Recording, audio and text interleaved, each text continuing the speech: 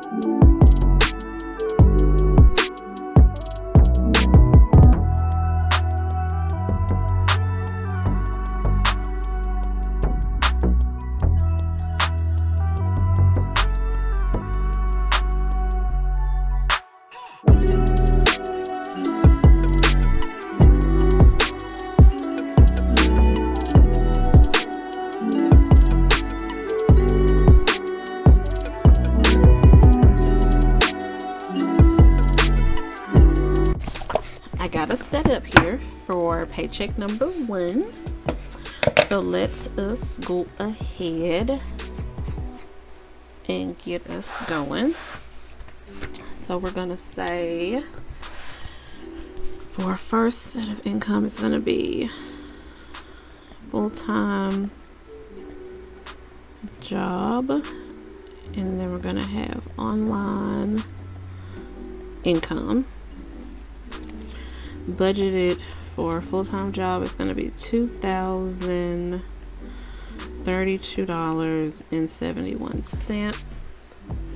We will write actual in on an actual payday. Budgeted for online income, I'm going to do the same I did for last month. I'm going to do a budgeted amount for the whole month for $300. So I will just split up that across the 2 paychecks. So I'll do $150 budgeted for paycheck number 1. All right, bills and expenses. What do we have? We have our cash envelopes, which includes our variable spending, which is our groceries, gas, anything related to pet, household, personal. And we're going to budget that at $410. Cash envelopes, and then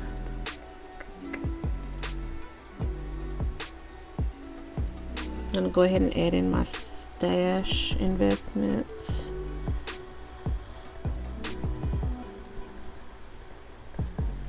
And that's going to be at $35. And even though it's not considered a bill or expense, I'm trying to simplify the way I'm doing things instead of having 25 million different categories. So that's why I'm putting my cash envelopes and my stash invest under bills and expenses, because I just want to make it as simple as possible. So that's what I'm doing. So stash invest is $35. We got our cash envelopes on there. And then next we're going to have M, L, G, and W. and that is going to be $130. All right, and then we have Truepanion, and we have Comcast. Truepanion is $45.68, and that is just his insurance, pet insurance. So Comcast is going to be $98.25. As far as other bills, oh yeah, we have Progressive, which is our car insurance. That one is going to be $212. And then we have T-Mobile, which is our phone bill. That one's going to be $189. Okay. Now, as far as debt payments go, we have legal fees, which I gave you all a story time about that when I set up my monthly budget. So go back and check that out. I will link that. Well, I think I linked it earlier, but go back to that video and you will see the story time about the legal fees. So legal fees, we are budgeting $200. And then next debt is going to be Regional 1, which is a medical bill. And then we have Consolidated Medical, which is another medical bill. And we have First Premier, which is a credit card. And then we have Avant, which is another credit card, $26. And then we have Best Buy, which is another credit card, and that payment's going to be $29. All right, so there we have it set up for this. I did not put due dates on here because I just figured that would just be doing too much, and like I said, I'm trying to be as simplistic as I can be with here. While I'm talking about simplistic, I got my sticker sheets and all that stuff, but this is simple to me, so just let me do me. I have my due dates on this monthly setup page here, so I don't feel the need to put due dates over here. I don't. So these are my debt payments for paycheck number 1. Then we're going to flip over. All right, our sinking funds. We have our house fund, and then we have our travel fund. We have our car fund, and we have holiday spending. And then I mentioned in, I can't remember which video that was, that I brought up, it may have been my paycheck number 2 check-in for my last paycheck in July. I mentioned that I was going to start a sinking fund for my car registration fees that are due in October. So this will be the first time that I'll be putting money into this sinking fund. So that's going to be car registration. Okay, budget amount I'm putting in for car registration is going to be $20. Holiday spending, I don't think I'm going to put anything in there because that, I've met the goal for that one, but like I said, I always leave it on here because I may decide to throw some money in there, but I just haven't done that yet. But I'm still leaving it on here, but I'm going to budget it at 0, and that's why I like having this actual column, because if I happen to actually decide to put some money in there, then I can put it there and it still be accounted for in my budget. All right, car fund is going to be $10. Travel fund, although we're not traveling anywhere, but in September we may actually be doing like a little road trip kind of thing, secluded situation. So we will be dipping into the travel fund for that if we actually decide to do it. We still got some time to decide. It's going to be more towards the end of the month, in September, so we still got a little bit time to decide on what we want to do. So we may be dipping into that. All right, then as far as house fund, our usual $100. And then, like I said, actuals will be added in later. Debt snowball, the current debt snowball that I am on, I'm just gonna document here. Although I have a lot of room to add all of my debt, I'm just gonna be documenting the current debt snowball I'm working on, which currently I am working on my credit one, number one card. And for this paycheck, I'm going to budget putting towards this. I'm going to budget $120. Do I want to do that? Yeah, I'm going to budget $120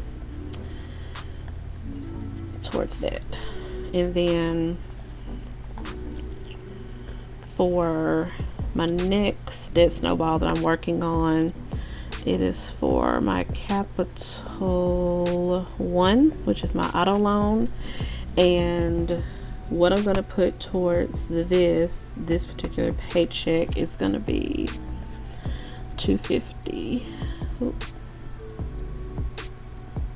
Wait, no. I'm not putting anything towards it this payday. Okay. All right.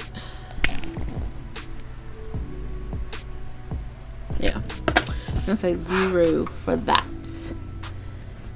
All right. All right. Yep. So that is what we're looking like.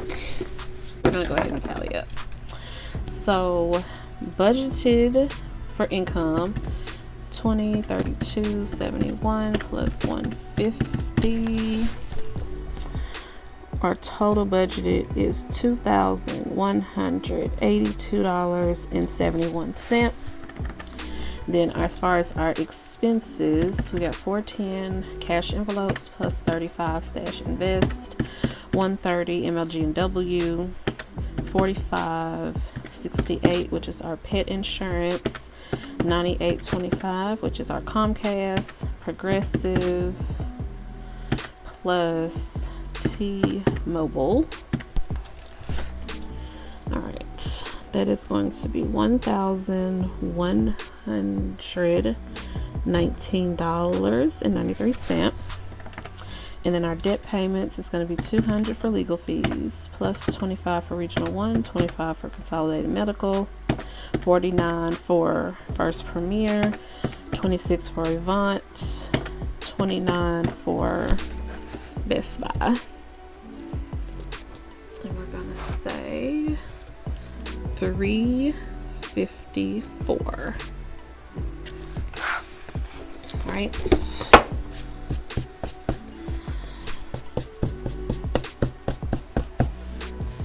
Okay, sinking funds, 100 plus 40 plus 10 plus 20. That's going to be 170.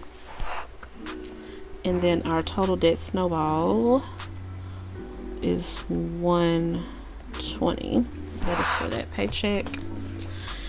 All right, so what we are looking at as far as expenses, 1119.93 plus 354 plus 170 plus 120. All right, we have total outgoing is going to be $1,763.90. And I'm going to write over here budgeted.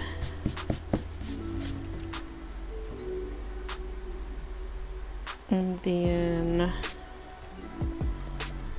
total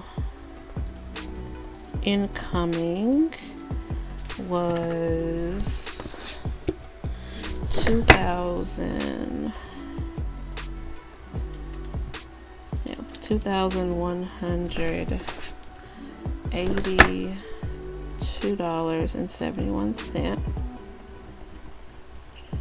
That's budgeted. Then we're gonna say what we have left over. It's going to be 218,271 minus 1763.93. All right, and we should have $418.78 left over. And of course, you all know what I typically do with my leftover is I kind of do depending on how I'm feeling. Sometimes I may do a 50-50 split. Sometimes I may do a 70-30 split, which is where I send 50 to savings, 50 to extra debt payments, or I may do a 30-70, which would be 30 to savings and then 70% to debt. So you'll have to check out what I do at the end of the month of August, because I usually tally it up and I'll just save it and then make the bulk payment at the end of the month, which would be the end of August. So that is what we are looking like. Usually the beginning of the month is a little bit more top heavier than the end for me. But either way, we're still looking pretty darn good, I think, for paycheck number 1.